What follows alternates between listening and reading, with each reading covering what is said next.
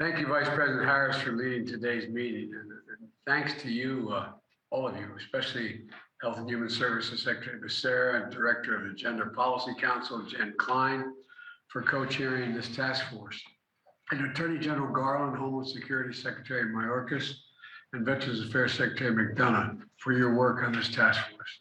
To protect access to a woman's right to choose reproductive health care in the wake of the Supreme Court's extreme decision of wiping out a 50-year constitutional precedent of Roe v. Wade. You know, I created this task force by executive order last month and to ensure that every part of the federal government does its part at this critical moment where women's health and lives are on the line amidst chaos and uncertainty unleashed by this decision. Emergency medical care being denied to women experiencing miscarriages. Doctors uncertain about what they can do to provide for the patients. Pharmacists unsure whether they can fill prescriptions that they've always filled before. A tragic case of rape survivors, including a 10-year-old girl forced to travel to another state for care.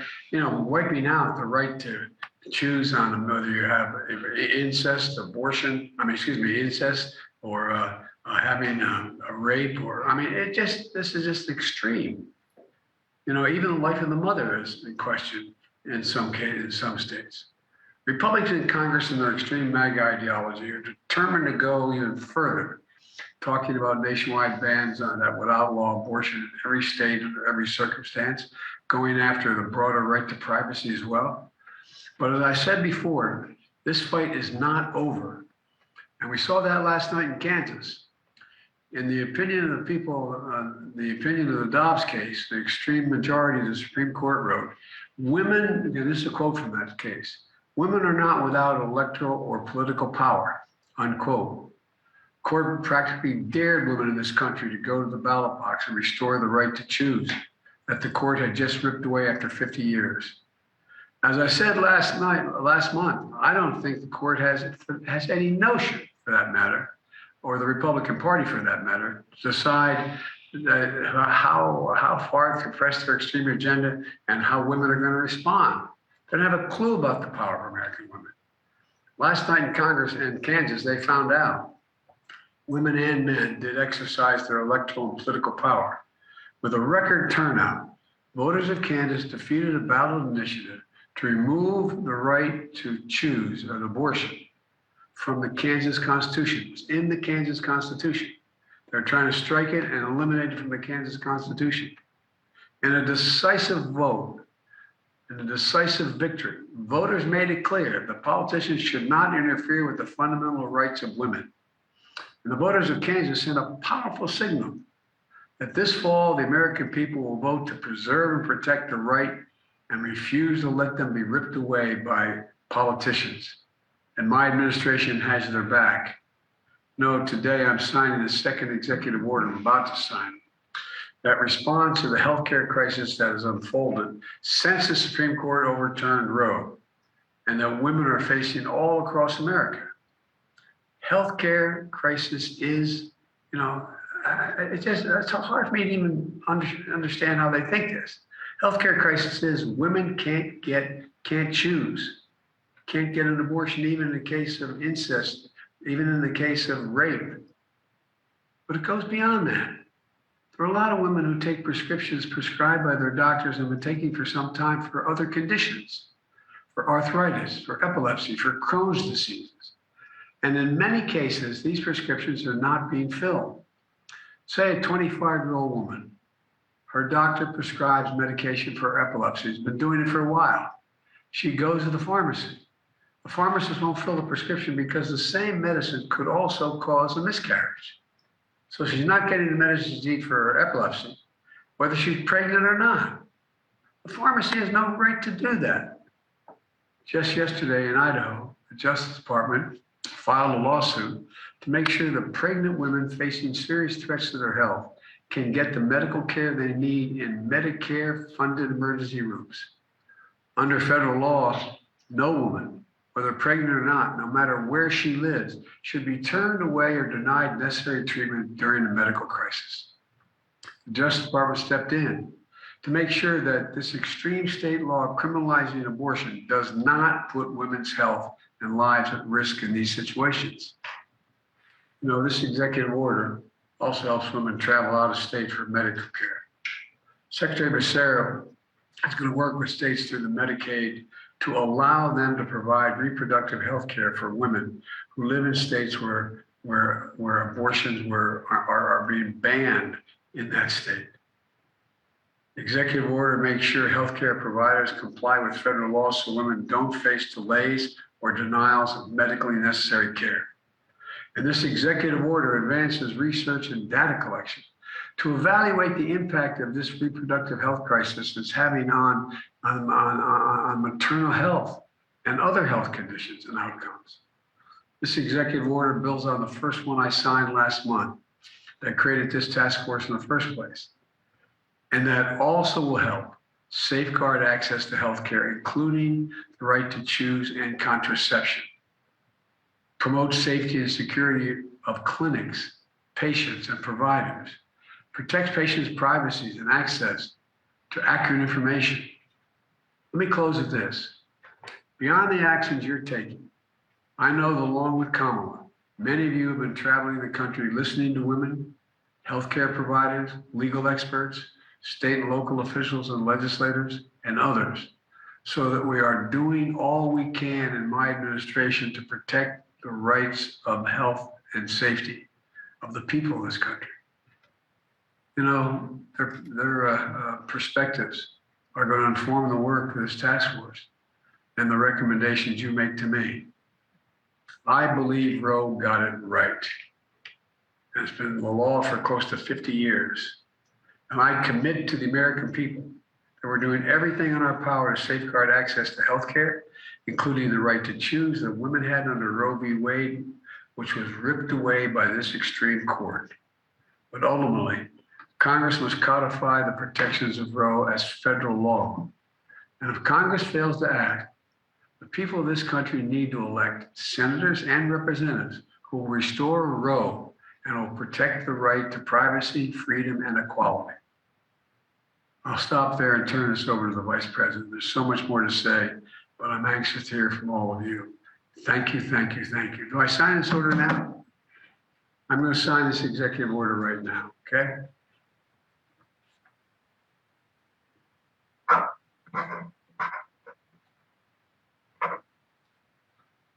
Okay, folks, we got a lot of work to do, but Madam Vice President, I'm sure you can get it done, sitting there with all those folks.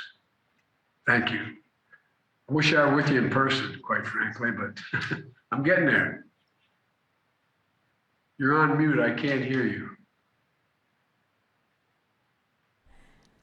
We feel your presence, Mr. President. Thank you.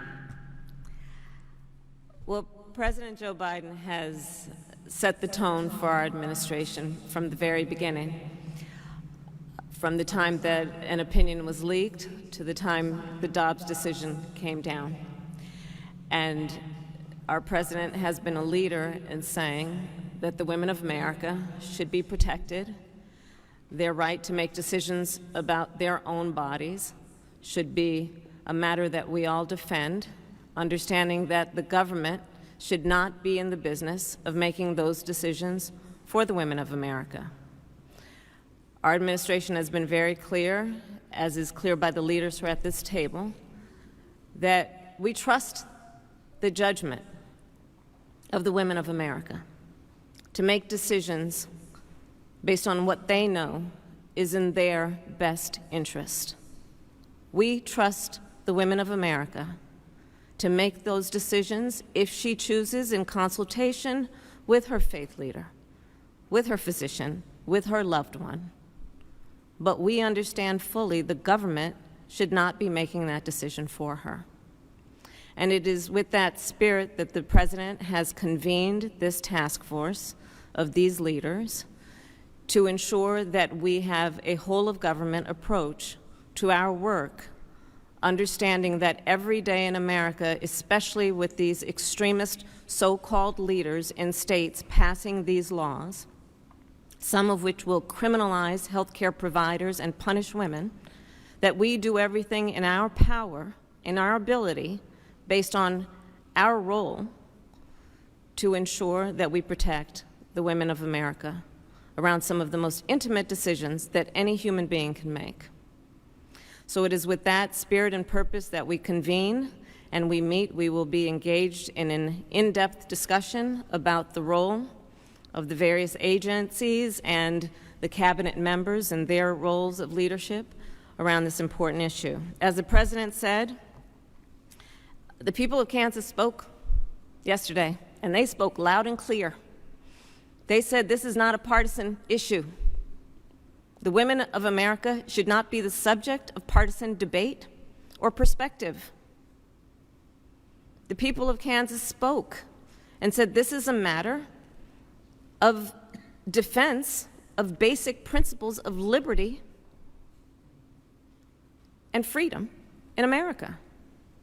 And they spoke loudly in saying that they trust women to make decisions about their own lives and their bodies. And they said government should not be mandating those decisions for the women of America. So today we are prepared to do the work that is necessary. We will discuss what we have done so far as an administration, and we will discuss what we are prepared to do going forward. I have been traveling the country in recent weeks, talking with, in particular, community-based leaders, healthcare providers, state legislatures and legislators. I've convened faith-based leaders. We have convened disability rights activists, people from various sectors of our country to talk about this issue. And I will tell you, people are scared. When they look at these laws that are being passed and they understand what it means for themselves or someone they love, they are concerned, they are confused. When you look at a map, which I have here somewhere, in terms of what this means in our country, and I don't have the map at the moment. My staff will tell me where that map is at the moment. But what we know is that there is a need for clarity around the rights of individuals and states in this moment. And so General Merrick Garland will talk about what the Department of Justice is prepared to do. We know that there are concerns about the kind of support that is available in terms of federal resources to the various states that are protecting the rights of women and what our administration can do to support that. We will be discussing what we need to do to address the profound misinformation and disinformation that is out there and can only thrive in an environment where there is confusion about what is the right approach and what is the law. So these are some of the topics that we will be discussing. But again, all convened with an understanding and an appreciation for the fact that this, as the President has said, represents a healthcare crisis in America, where women every day in our country, whoever they voted for in any election, understand what is at stake for themselves, their family, and their future. And so with that, I thank all of the leaders who are here. I look forward to our discussion, and because I promised that I have a map, I'm going to now show you that map. And you don't need to necessarily be able to read the words on the map, but you can see the color coding to understand this map represents our current assessment of the various laws that exist right now in these United States of America.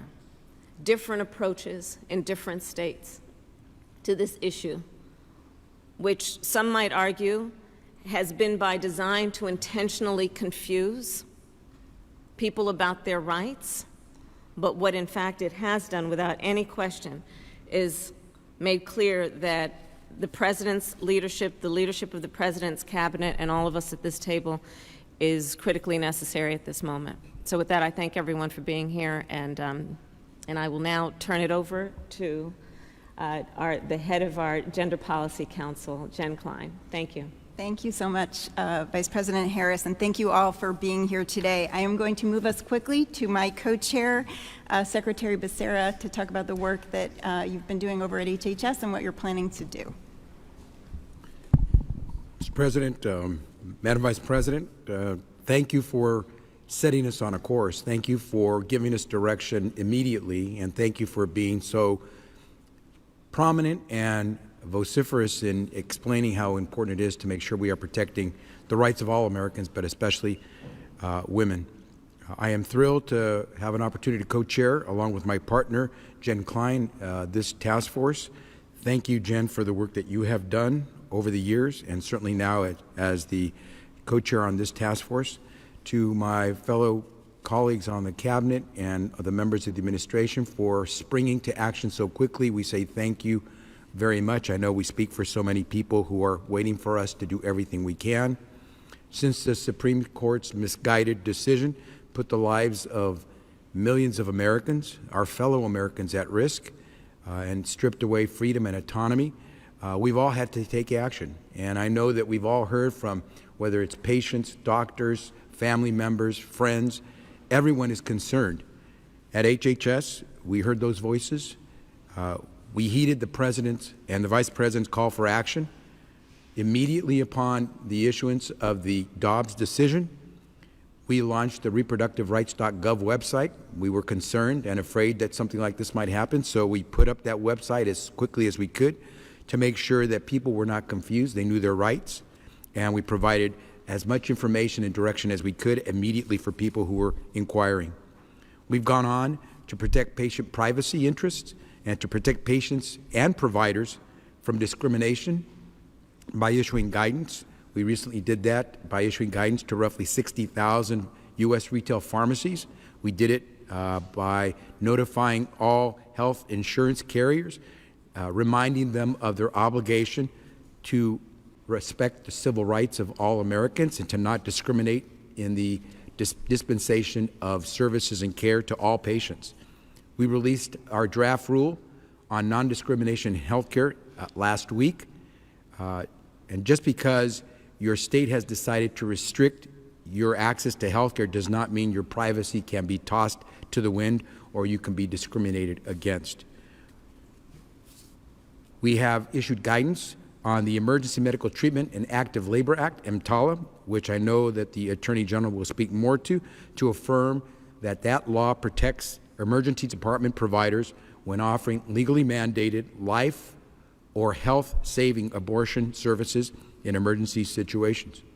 EMTALA requires that providers exercise their clinical judgment about the right course of treatment to stabilize the patient, including abortion care if that's the treatment that the provider prescribes. And the law requires providers to offer stabilizing treatment to prevent a patient's condition from placing that patient in jeopardy, serious jeopardy, or at risk of serious impairment or dysfunction of bodily functions or any bodily organ. Providers may not delay care until a woman is in a life-threatening condition. We all know that. And we know that delayed care can threaten lives, impair essential bodily functions, and even compromise a woman's ability in the future to carry a healthy pregnancy to term. I want to thank Attorney General Garland for this week taking action to enforce EMTALA in our courts to protect women's access to care by taking on anyone who would try to violate this law.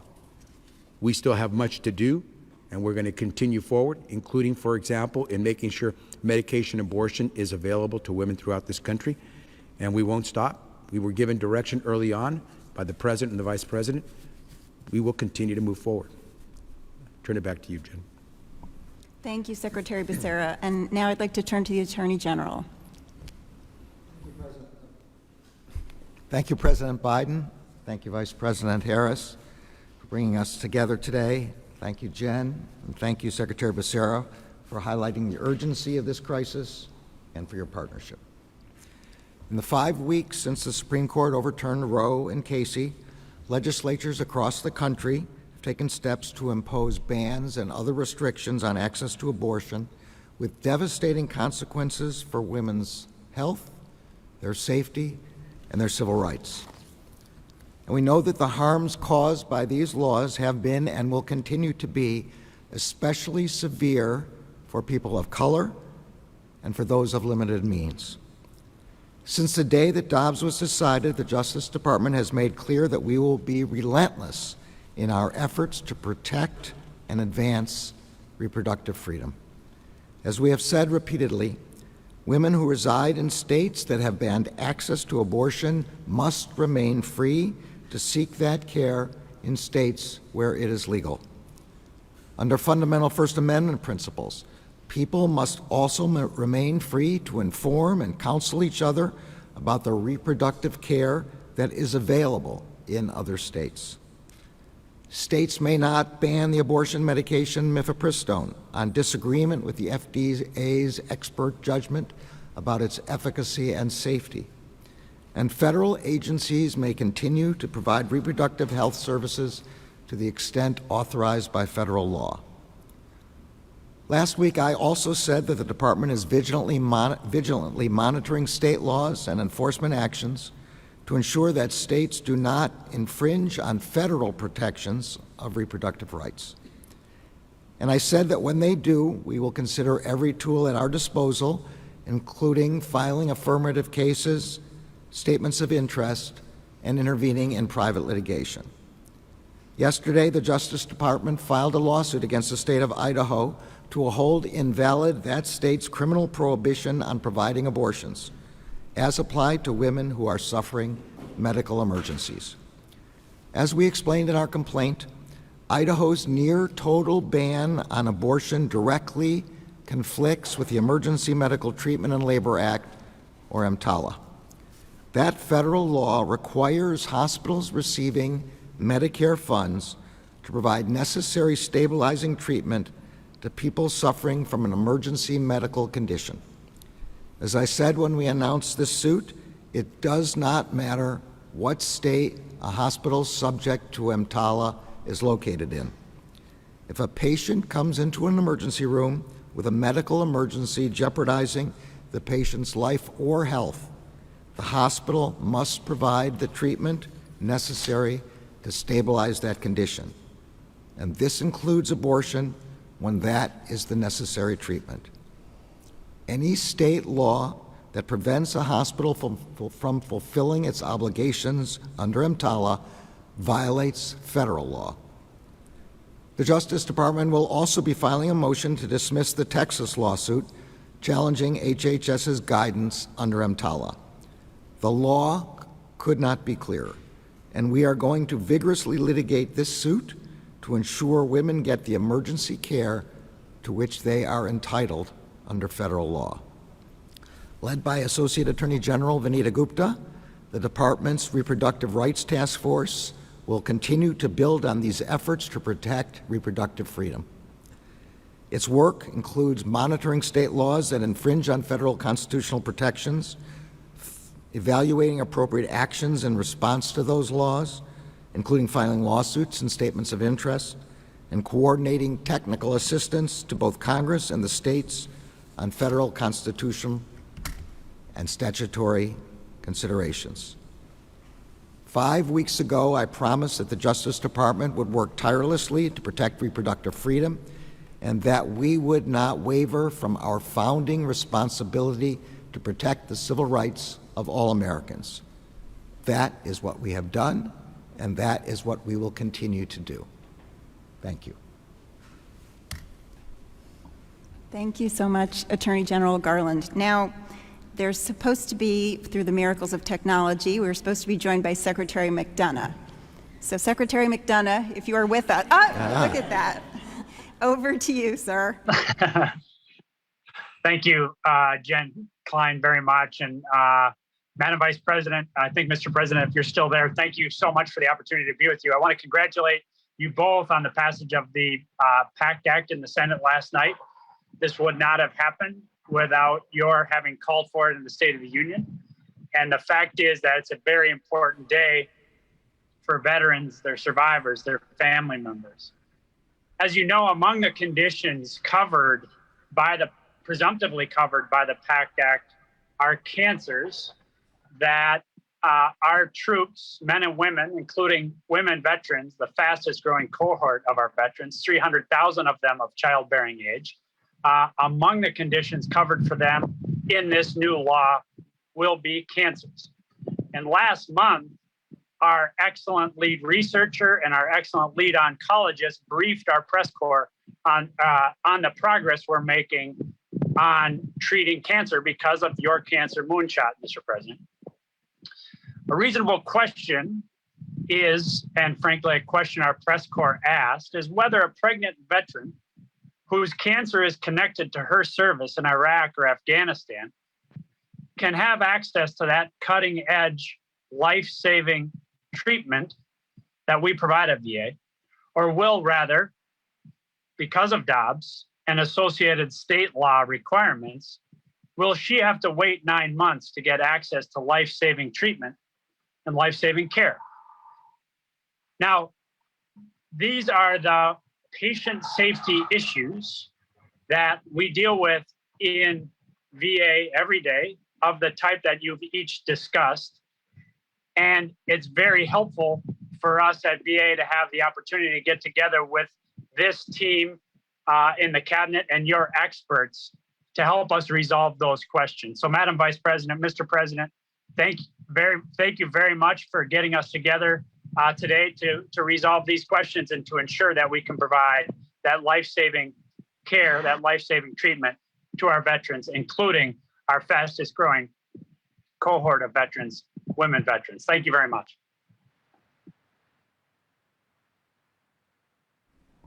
Thank you, Secretary McDonough. And now we're going to transition to the closed portion of our meeting. So we'll just take a brief break.